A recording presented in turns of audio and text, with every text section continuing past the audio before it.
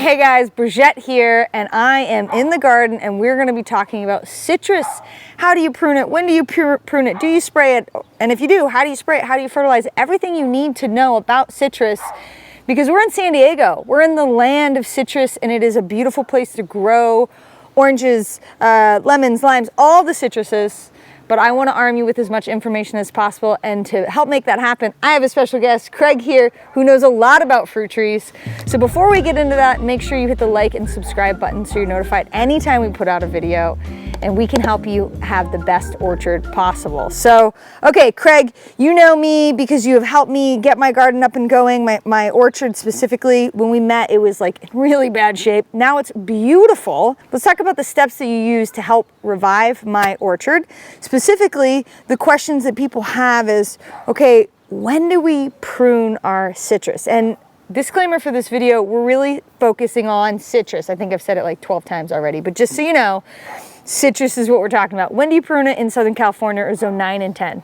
Well, it's a little trickier question than it is with dormant trees. Dormant trees tell you when they're ready to be pruned because they drop their leaves and they say, we're ready. Okay. Citrus trees don't do that. They're evergreens. And it really depends on the tree. It depends on how well it's grown. You mentioned how well these citrus grow in Southern California. Southern California was built on citrus. You could argue the entire state of California was built on citrus and nuts. And with our citrus trees, it really depends on how they're growing, how vigorously they're growing. We're never going to hard prune a citrus tree. Okay. They don't need that. They don't want that. What does hard prune mean? So hard pruning is when we remove a lot of wood. Okay. It's the way, if you think about roses, okay, the way we prune roses down to just sticks, that's a hard prune. We kind of do the same kind of pruning technique with deciduous trees. Okay. In this case, we're never going to do that. And the primary reason is that the reason that citrus and avocados, which we can kind of lump together, grow bushy and shaggy is to actually protect the trunk from the sun. So we can't open big holes into our citrus trees because we will just end up sunburning the trunk. So you would not want a vase shape for citrus because you don't want sun in there because it's going to burn. We don't want too much. Too much, We want some. We want dappled sunlight. So when we do prune a citrus tree, that's what we're pruning for. We're essentially pruning to open the tree up, because the way that citrus trees grow is they grow a big long branch from the center, they get fruit on the end, and it bends that tree over. Okay. And then it happens again, and then it happens again. And what you end up with is layers of branches laying on top of each other, and it gets very dense. Okay. What happens then is the whole interior of your tree stops growing, it all turns brown, and all you have is the green shell. Okay. Now we do want that bushy shape. We want it nice and round and kind of fat looking, but we want to make sure that it's open enough that we can kind of see through the tree. Okay. So if you can't see anything on the other side of the tree, you have too much. Okay. So what we're going to end up doing, and you can kind of see this, how, as I was talking, this at one point was straight up, and now it's starting to curve over because it's got a little weight to it. Yeah, totally. That's exact example. We're going to get new branches that are going to continue to do that. And eventually, in about a year, this tree is going to be like a little bush. Okay. What's going to happen very quickly after that is it's going to get very dense. So we're just going to go in, and there is no real timetable to say that there isn't. You don't have to prune your citrus every year. Okay. You prune it when it needs to be pruned, but there is a window. When is the ideal time? The best time to prune a citrus tree is after the fruit has come off at the end of winter, but before it starts to flower. Okay, and just so people know, in my orchard, that's been very difficult because that window is so short, and we don't always pick all the fruit off. It's very easy to leave fruit on your tree almost year round.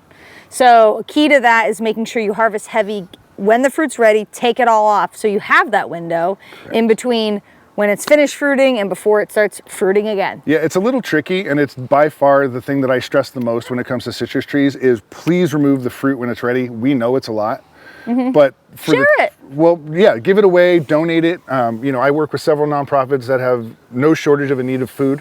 There's plenty of places where you can get that fresh produce to go, but what you're doing with the tree by leaving the fruit on the tree is you were stressing it out and you were making it very hard for the tree to move on to its next stage. Okay. Trees go through hormonal stages just like people. Okay. So the hormones in the tree are dictated by the soil temperature and the amount of sunlight. So that's what tells the tree what to do.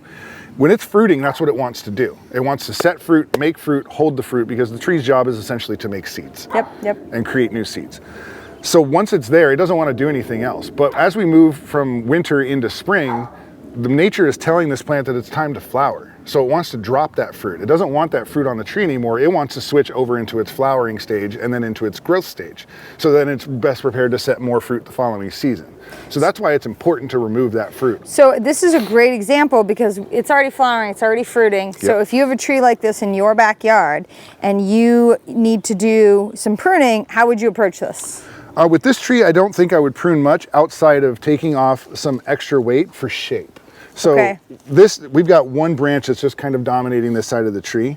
So and you can see there's some flowers and some stuff over here trying to happen, but it's not. And that's just a symptom of being in Southern California. Okay. If we lived in an area that had more dramatic seasonal shifts in weather, you wouldn't see this happening as much. Okay. But also, citrus are kind of bred to be heavy producers, and they've been bred that way on purpose. So we're always going to have an excess of fruit. Now, if we cut off a few flowers, it is not the end of the world. Okay, it will continue to make more flowers. What we don't want to do is get into a full-size tree that's loaded with flowers, rubbing up against all the branches, trying to prune it and knocking all those flowers off, and then greatly reducing our yield. crop. Yeah.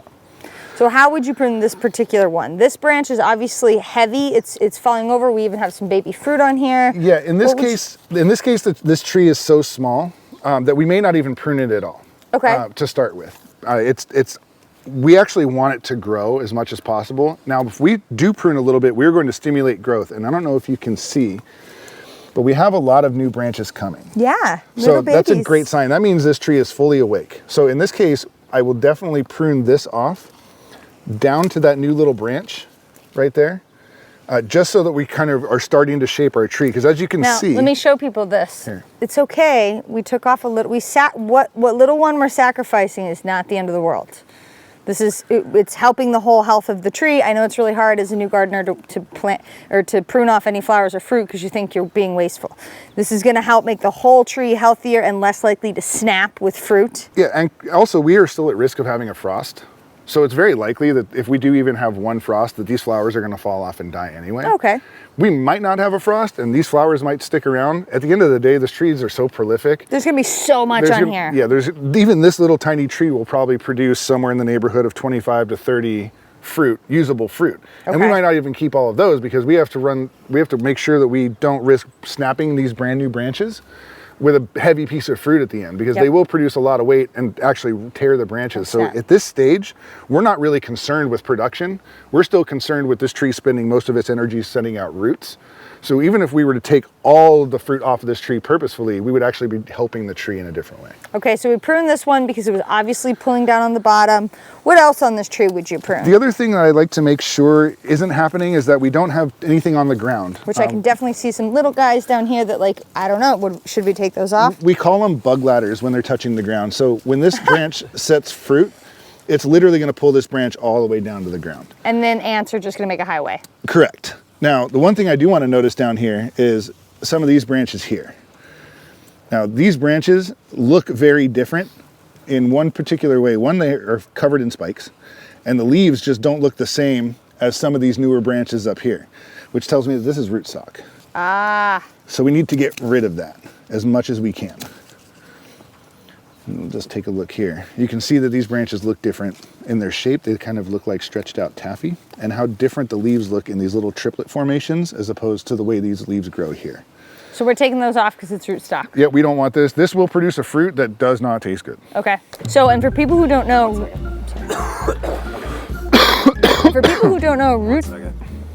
You got a cough? Me and Craig did. No, I'm good. Okay, go ahead. Although I really hope I haven't had a bat in the cage this whole time. All right, for those of you who don't know, rootstock is a term that refers to the bottom half of a grafted tree.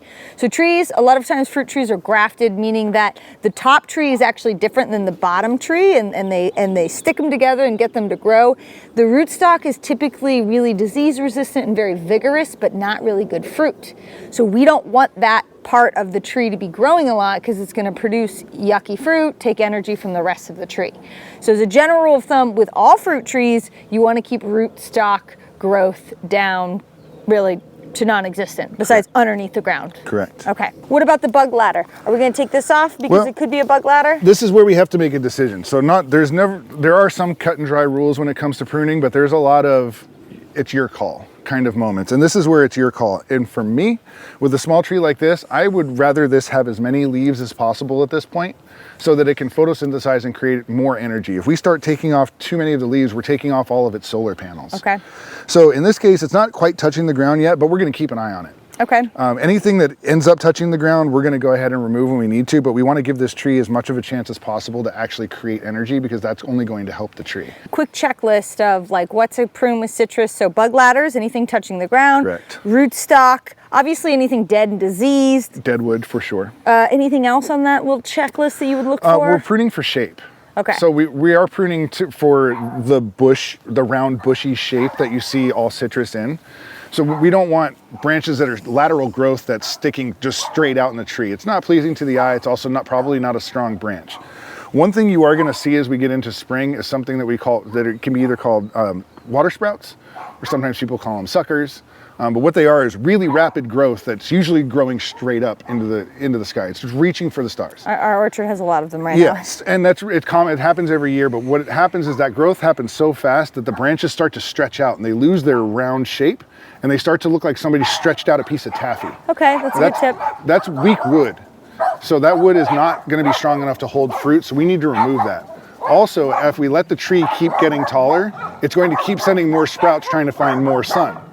So that's when you end up with a 30-foot orange tree that you can only pick the bottom 4 feet of. Okay. So we want to keep that in mind long term. The real trick to pruning is thinking way ahead. We're pruning for next year. Okay. We're pruning for 5 years down the road. So something I want to point out is like, okay, this obviously has big old fruit, right? And this over here has baby little fruit. There's a reason why, right? That's shade oriented. Correct. So, this tree is just reaching for the sun. So that's why this shape is like this. So for viewers at home, when you're doing your pruning and you're wondering why something's growing, stop and look at the structures around you and ask yourself, especially in Southern California, if you're in an urban space, is this tree exposed to some shade and how is that affecting it? So we talked about pruning. Now let's talk about spraying. Okay, do you spray citrus trees? No, you don't. Okay, so we don't use the horticultural oil or the sulfur that we talked about with our deciduous trees. Correct. Do you do anything, or what can a viewer do to ensure healthy plants? Is washing your trees a good idea? 100%. Okay. If you come out and, obviously don't knock off all your flowers, but coming out on a regular basis, I would say at least every month, if not every 2 weeks. I do mine every week. Okay. Where I just come out with a sharp jet of water and just blast my tree. I will say that like we have a silly little attachment that I love. It's called like a bug jet or something. Blaster. Bug blaster. And it is really nice because it's a really hard jet of water. If you come out with your hose and you're just like, okay, are you really knocking stuff off? You're trying to clean it. That's what you're trying to do. So wash your trees with just a strong jet of water once a month, particularly in our hot season where we're not getting any rain at all. Correct. And then how do you fertilize them? Fertilizing is quite easy. Again, we want to talk more about feeding the soil. So regular applications of compost and keeping a good layer of bark are key. Mulch. Lots of mulch, lots of compost. The more compost we have, the better off the soil is going to be. The soil is actually what's breaking down the nutrients for the tree into a level that the trees can then uptake through the roots. And the mulch you never want pushed all the way up against, the trunk of the tree. That can cause, basically rotting and things like that. So you do this kind of donut shape here. Add your compost in. So you'd add your compost in right on top, right? We're just going to mix this in. Now, in this case, we want to keep it off the trunk, but you want to get it over the roots, which is essentially the drip line of the tree. You want to try and get your compost out to as far out around the edge of your tree as you can, and then just go ahead and cover it back up with your mulch. With your mulch. If you don't know what the drip line of the tree is, it's basically the area where your branches reach on the outside. That is all the drip line area. That's where you're going to want to put your compost. And for clarity, we're not talking about this strip line, which is your irrigation. So we put down the compost, we put the mulch back on top. Now, what about actual fertilizer, granular fertilizer? So fertilizer is actually good for citrus trees because they're such vigorous growers. What I like to do with my fertilizer is I like to read the back and see how much it tells me to fertilize and how often.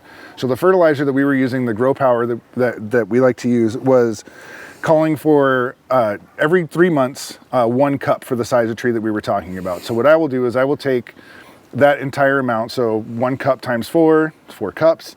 So we're going to take those 4 cups and we're going to divide it by 12. Okay. And we're going to apply that amount of fertilizer every month to the citrus tree. So we're creating more of a drip effect of fertilizer instead of a large dose. Okay. When we put large doses of fertilizer down the road, as that large dose starts to break down, you're going to create an explosion of growth, which oftentimes results in just a lot of pruning that needs to be done.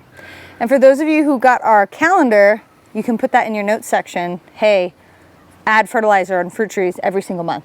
Just a little tip. So I like to coordinate my fertilizing days with the days that I'm watching my tree. Okay. So that way we are not killing 2 birds with 1 stone. Yeah. We put the fertilizer down, we wash the tree, we're at the same time watering that fertilizer in gently. Perfect. Not spraying the fertilizer with the hose, but allowing it to drip like rain. Down. So little like quick Cliff Notes version is, if you got citrus trees in Southern California, you're gonna prune them lightly when that pruning is needed. Watch the whole video for all those details, but pruning is important, compost is important, and then fertilizing every month and washing your trees off is very important. And I know that those were things that made all the difference in my orchard, and now we have tons and tons of fruit thanks to you and those great tips.